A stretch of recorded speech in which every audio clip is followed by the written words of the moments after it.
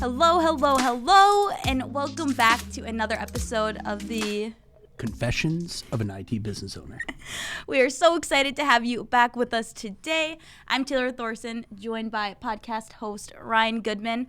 We have a super exciting episode today for you guys with Mike Bloomfield from Tekie Geek. Lots of good information, lots of fun, great guy.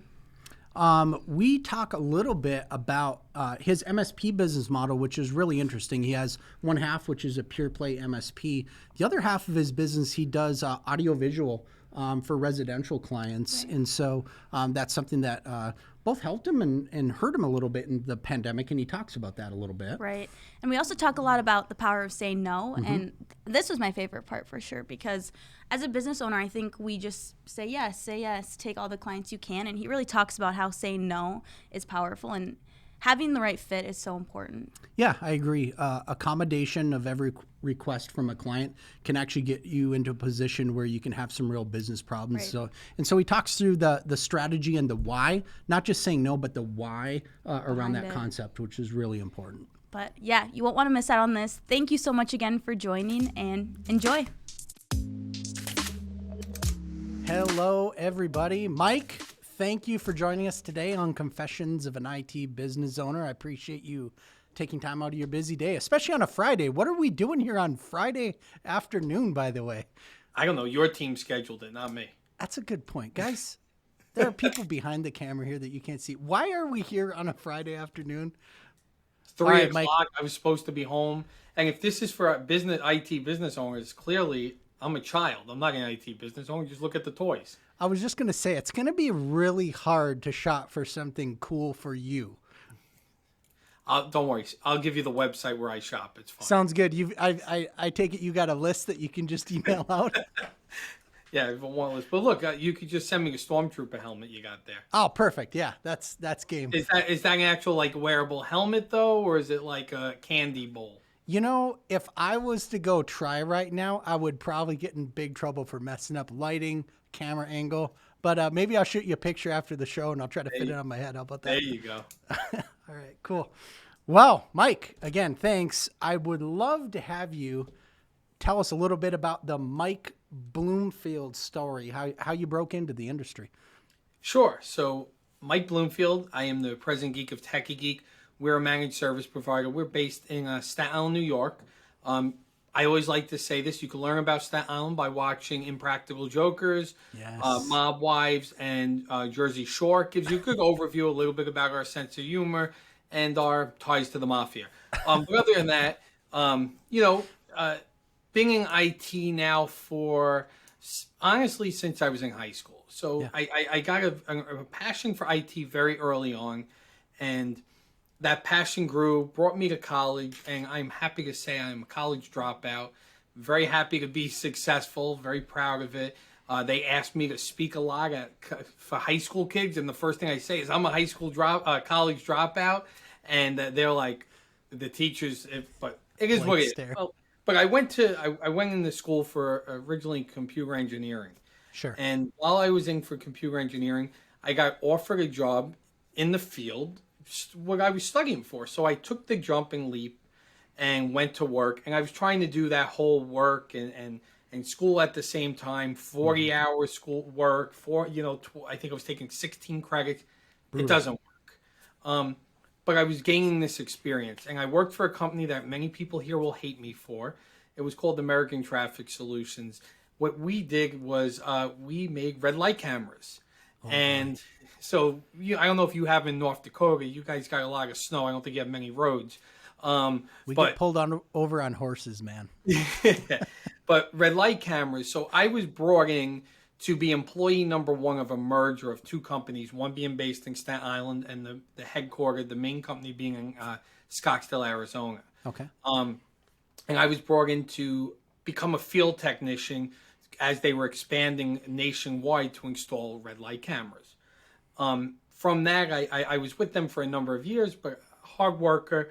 The company went from, when I was number one of the merger, 32 overall. By the time I left 7 years later, over 900 employees. Oh, wow. I managed a team of over 30 when I had left. I learned everything I was asked to learn. And I got sick of traveling for silly stuff. I would fly from New York to Capitola, California, to get off a plane, rent a bucket truck, drive to a location, go up, plug a laptop into it, plug in an RS-232 port, type a command in a command prompt, and this was an embedded system back then, Yeah.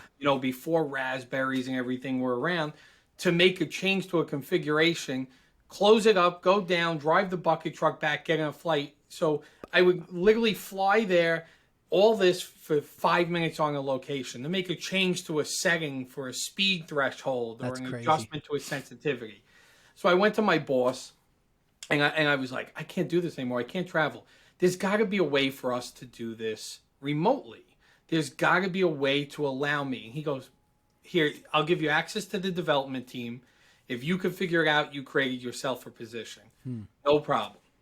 A month later, we were able to make adjustments to remotely. Basically, at the time, it was IP to RS-232 converters. All the photo booths had internet because they would push in, not photo booths, all the red light cameras would push back the tickets. Yeah. So I created my booth, my own job, and we grew that. And by the time I left that company, I was a manager of product engineering.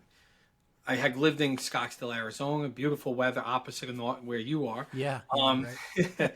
But I got engaged, and my wife was from here in New York, and then we looked into she wanted to go back to New York, and I was talking to somewhere where I interned between high school and college, and he said, "What have you been doing?" I told him what I do. He goes, "Well, that's exactly what I need to do."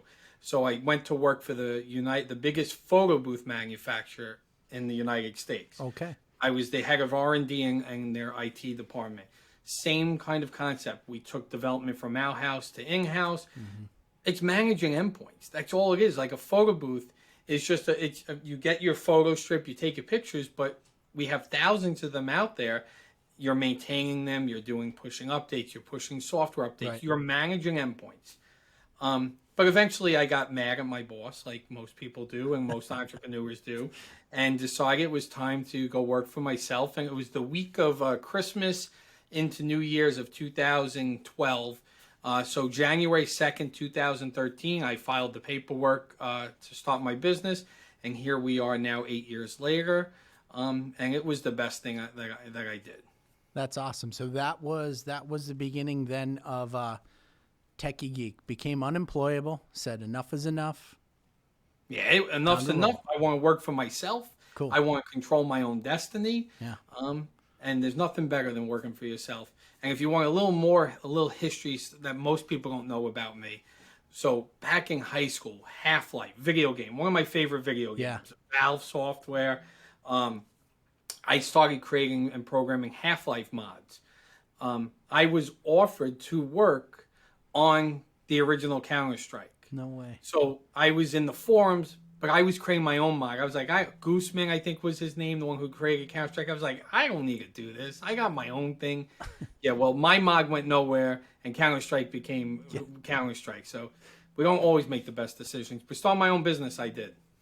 I was going to say, you probably also cut yourself in on 10% of that efficiency lift by managing stoplight cameras remote, right?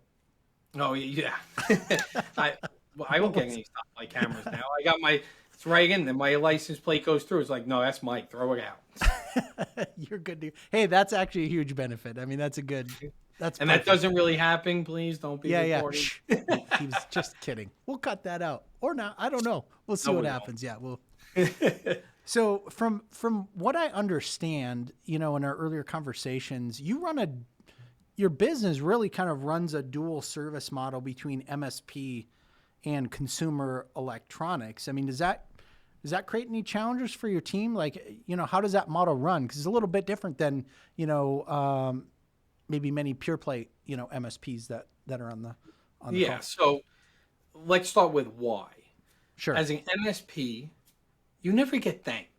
You install a server, you make businesses more efficient, you help protect them from ransomware. They don't thank you. They don't get excited. They go, yeah, all right, great, here's the check. So it was a little selfishness of me that eventually I like to see people get excited for what we're doing. Yeah. I always had a passion for home theaters, home automation. Yeah.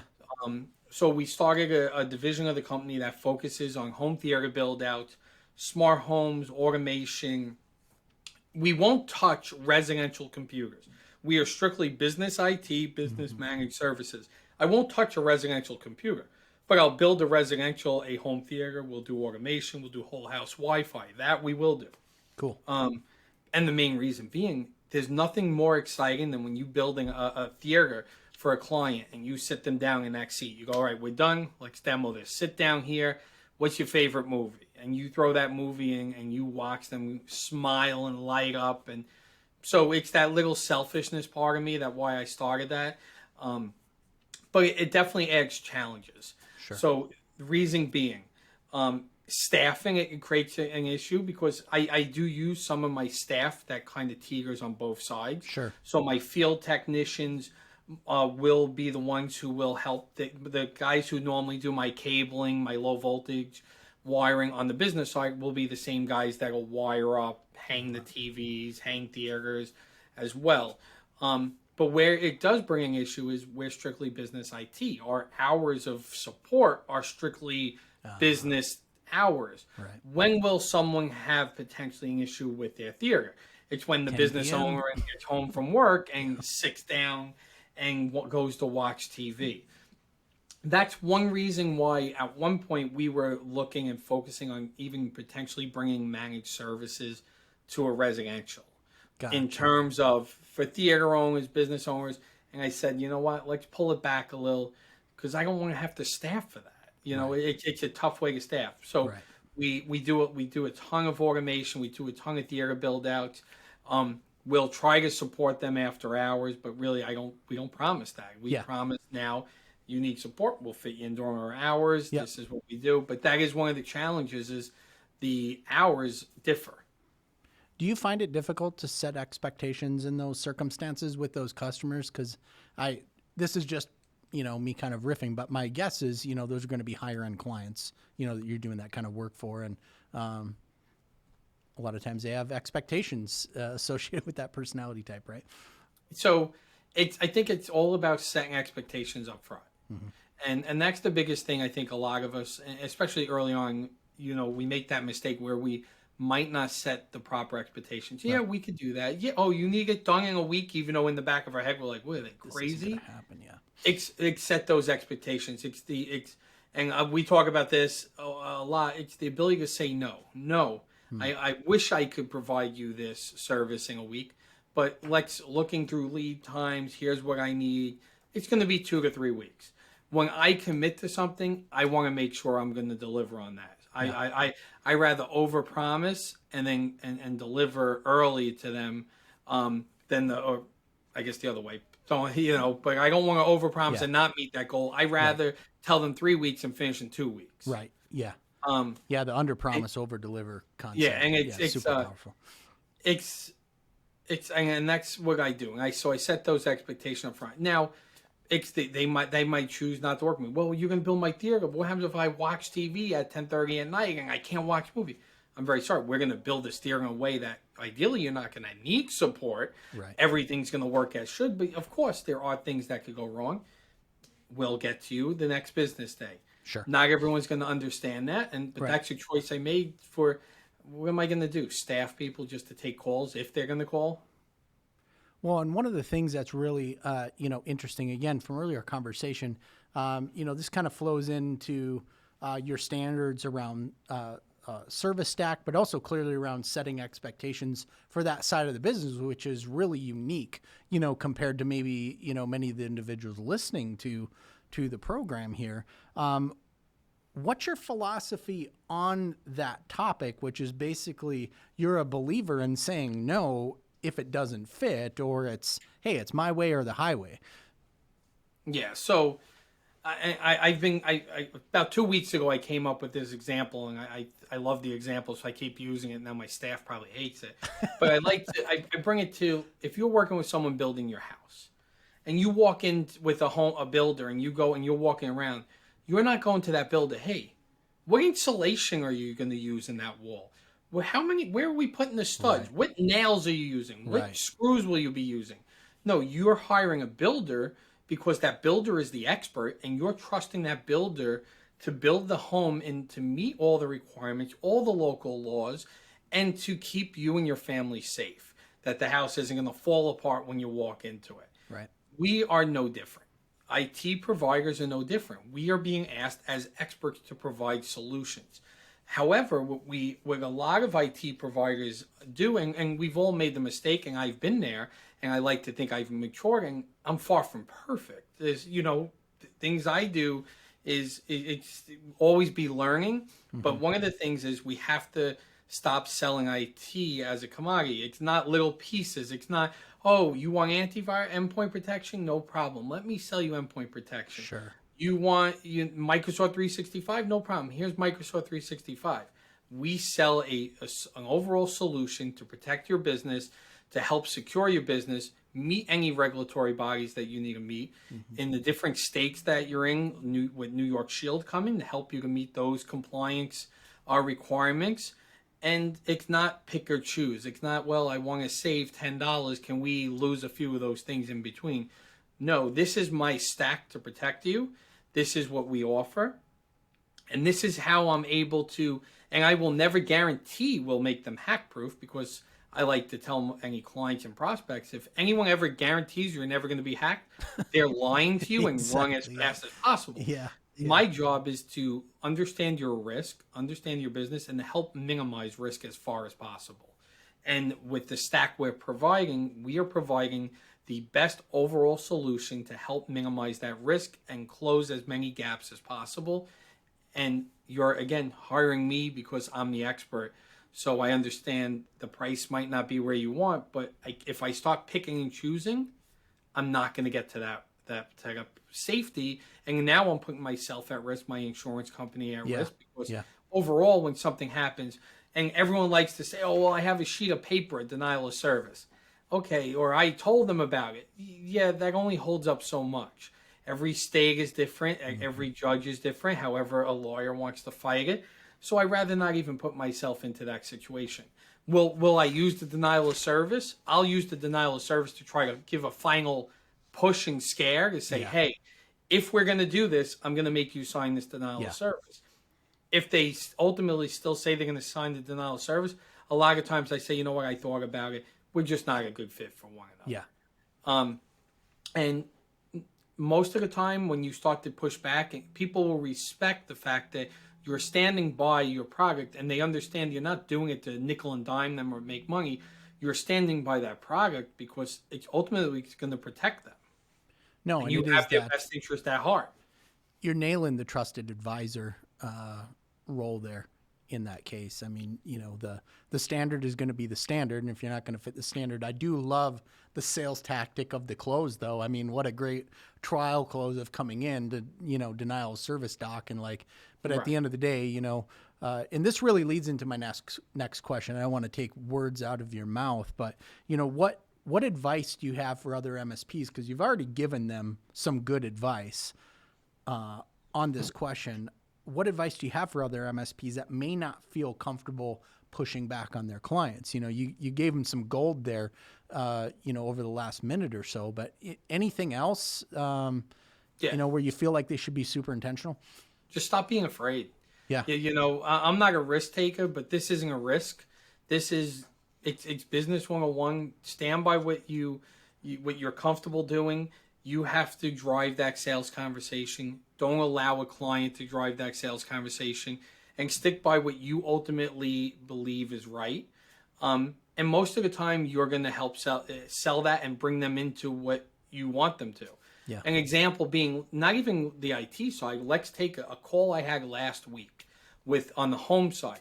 I got a call from a prospective client looking to he wanted to install an indoor TV outdoors. And his ultimate goal was he wants it to be put on a mount so he could take it off and on every night. So when he goes out inside, if it's raining, and I had this whole conversation here. Well, first off, an indoor versus an outdoor TV is very different. Brightness. You can't take a TV. If you're removing a TV every day, you're working the mounts and all this. And we spoke about outdoor TVs. And I gave him pricing. And we hung up. And he called me back a week later. He goes, all right, I thought about it. I'm ready to go with an indoor TV outdoors. How much to hang it? I said, I can't do that. I can't take an indoor TV and charge you to hang it. God forbid you work that mountain, the TV falls on you because you're taking it off. God forbid it rains and you go to grab it and get electrocuted. Ultimately, it's my risk. Yeah. He goes, tell me more about those outdoor TVs again. I'll call you back. An hour later, he calls me back. And on this week, we're installing an outdoor TV the right way and everything. So, and it wasn't me, right? Well, am I ultimately making a couple of dollars more because I got to sell him a TV as well? Yes, but that wasn't the goal. The goal is, if I put an indoor TV out here for this guy and he gets killed or electrocuted or like, that's on me. Yeah. So it's to push him to do the right way. Yeah. It wasn't to make the extra money. It was to do the right way. And he saw that. It wasn't me just trying to swindle him out a few more dollars. And when I said, no, I can't do that, he's like, well, I thought the conversation the other day you were willing to do it. I said, for your own safety, I'm not willing to do it. So if you're looking to do that, you're going to have to find someone else or do that yourself. Yeah. Great example of not being afraid to call it what it is, right? I mean, that's perfect. Right. So, and it's just stand by and really do what's best for your clients. Do what's best for, always have their best interest at your heart. And when you do, it shines through in every conversation. You know, your customers can tell when you're being sincere and genuine and you really have that best conversation. And it's okay also to say at times when you're not a good fit for that client. Mm-hmm. And that might ultimately come back to a great referral or even bigger deal. And I've done that many times where I've been in a conversation and I say, you know what? I don't think we're a good fit. I think you might be a little too small for us. Rather than a lot of times some clients will, IT providers will take on that smaller client. Right. And then in the end, they start to be a thorn and then they don't treat them right. Right. I don't want that there. I want to make sure all of my clients are always treated right. So if I think you're too small or it's not going to be worth it, I honestly say, here's where I don't think we're a good fit. Let me see if I can help refer you to someone that'll, will take your size work. And I can't tell you how many times that person has then referred me to another business. It comes back. You just, again, always be honest and have someone's best interest at heart. No, that's great advice. I mean, it does. What goes around comes around. You treat people right. Yeah, you may lose the fish for the day, but you just keep catching after that. You're just doing things right. Hey guys, here with a quick break from our show to remind you to subscribe and leave us a review wherever you're listening.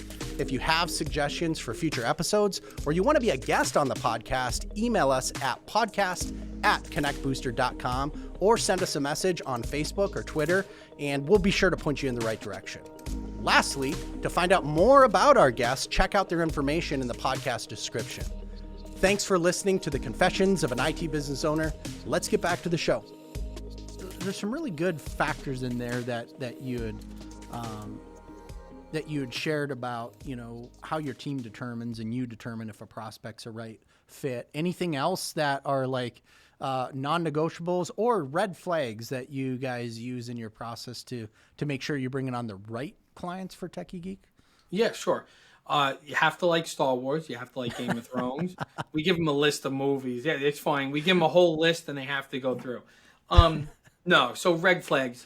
And when you are meeting with a prospect, and most business owners have heard that, they're not just interviewing you. You should be interviewing them as well. And looking for red flags. I was in a prospect meeting very early on in my business, and it was a law firm who had two locations, one in Manhattan, one in Staten Island, the 15 people, VPN, and he tells me, you know what, our current IT provider just got sold, and they sent us an email, they will not work with us anymore. And in my head, I'm like, wow, why would they do that? After about 15, 20 minutes of the conversation with the guy, I knew why they would do it. The server was like 9 years old. Right. There was nothing on any of the computers in terms of protection. And I'm sitting in the conference room, and a very prestigious lawyer who's been in the field for 30 plus years, and we're having a conversation. And this was, like I said, again, 6-7 years ago when my prices were ridiculous, like super cheap. Like I think about what I gave it away for. I'm like, wow. And I sat in this room with him, and I spoke about prices, and he goes, whoa, you IT people are all the same. You all think I didn't need technology 30 years ago. I didn't need it 10 years ago, and I don't need it now. So my budget for IT is $500 a year. And you tell me how you want to provide that service. And I looked at him honestly. I said, I'll tell you. I'll give you 2 hours. You let me know how you want to spread that across the year. and that was it. And at that point, that was one of the very early on in a relationship with a prospect that I realized we are interviewing them as well. Yeah. So red flags you're looking for is, we look for is A, do they have budgets? And you look at their current IT, solutions. Right. If they have 9, 10-year-old computers, there's probably a reason for it. It's not that their IT guy ignored them and he ain't just didn't offer them. If a business owner with 9-year-old computers had to actively make that decision to just allow it to keep going. Any real business owner would say, oh my God, that computer's 9 years old. It's probably time I replaced that many years prior to that. Right.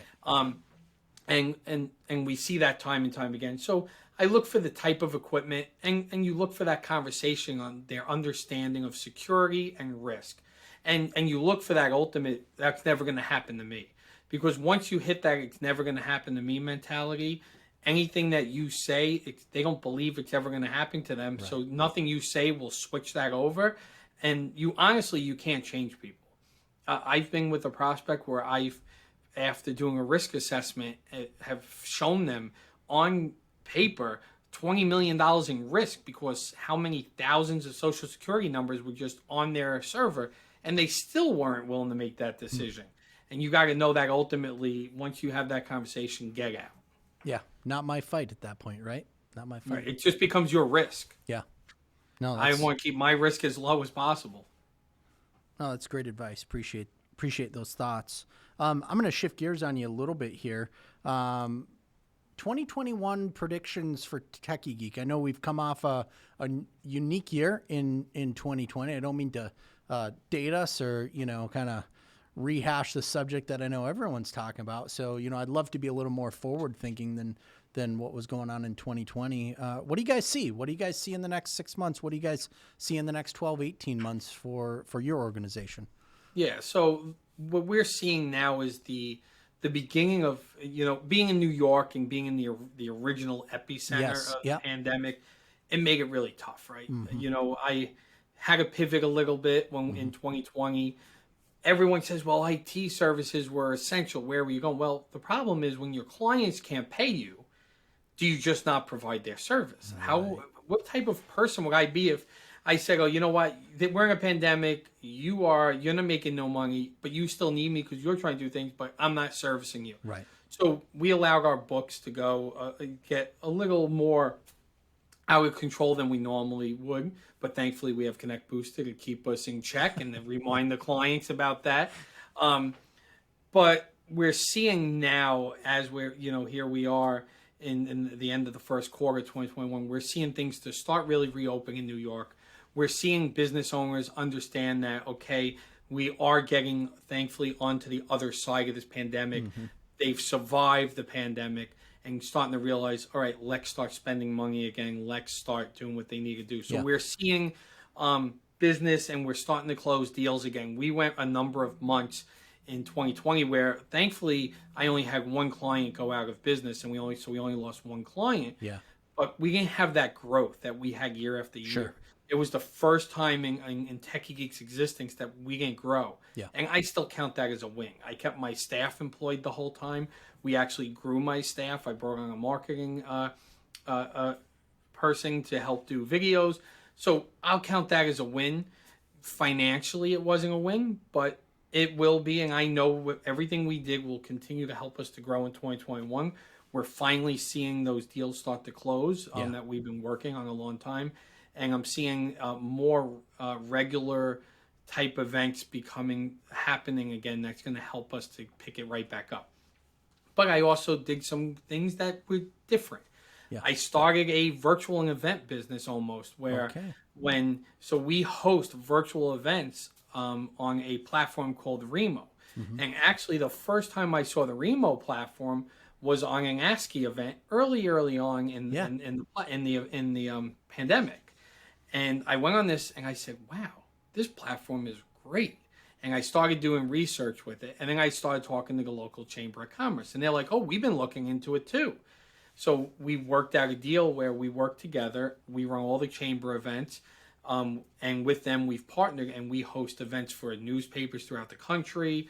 I've done 3 cannabis events for New Jersey already.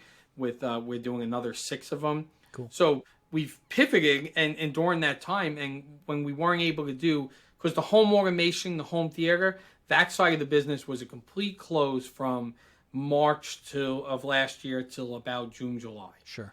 So I use this to help pivot and to recoup, and it's been very successful. We've done a number of great events.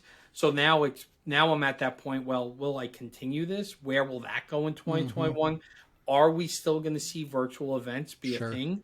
I'm thinking it's going to be hybrid. Me personally, it's funny because I tell people this all the time. As much as I'm making money off virtual events, I can't wait for in-person events again. Right. But where I will tell you, especially in the IT side, I do like the virtual events because I have a family, I have a business. Right. I have a 4-year-old, a 1.5-year-old. Yeah. I don't have that luxury to just get on a plane and fly to this IT conference in Florida, this one in Texas. So I do love the virtual events in the sense that I'm able to be a part, learn from, different speakers and panelists, all from the comfort of my office at my leisure. So there is definitely a place for it for these major regional type events. Local events, though, like Chamber of Commerce stuff, I can't wait till that gets back in person because you do get that in person. It's an easier sell. We're an IT provider. We have to gain trust. Can I gain trust virtually? Yes, but it takes that much longer than when you're having a conversation in person over a beer. And that. No, I agree 100%. And hey, great shout out to ASCII. Go Jerry. They did a great job of pivoting throughout that just crazy year as well. I mean, so many of the vendors, so many of the trade industry shows. I mean, it was really impressive. Not only the MSP community, driving that value down to our end clients, in that pivot, but also a big shout out to the channel as well, just for how they're able to continue engagement. There was a ton of great events.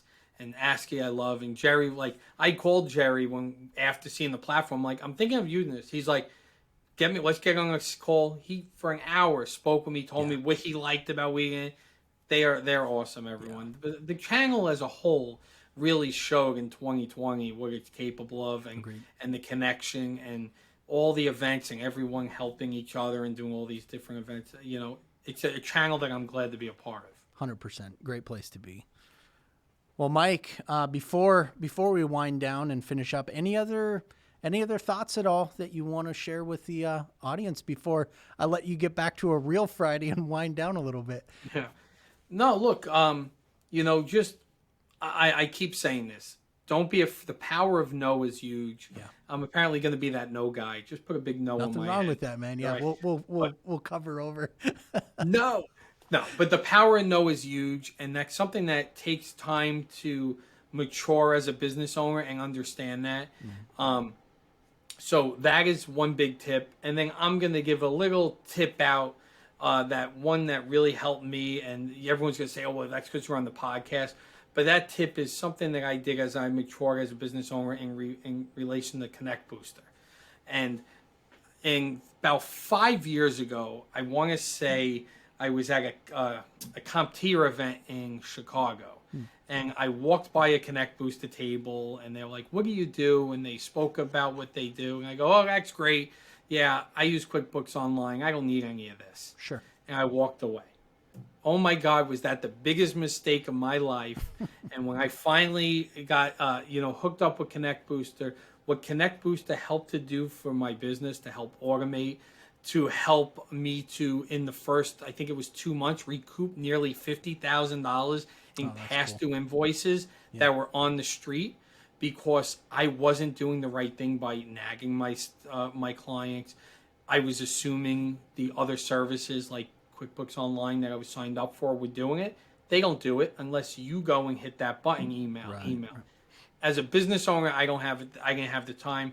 So thank you to ConnectBooster for for helping to recoup that money. And as a maturer business owner,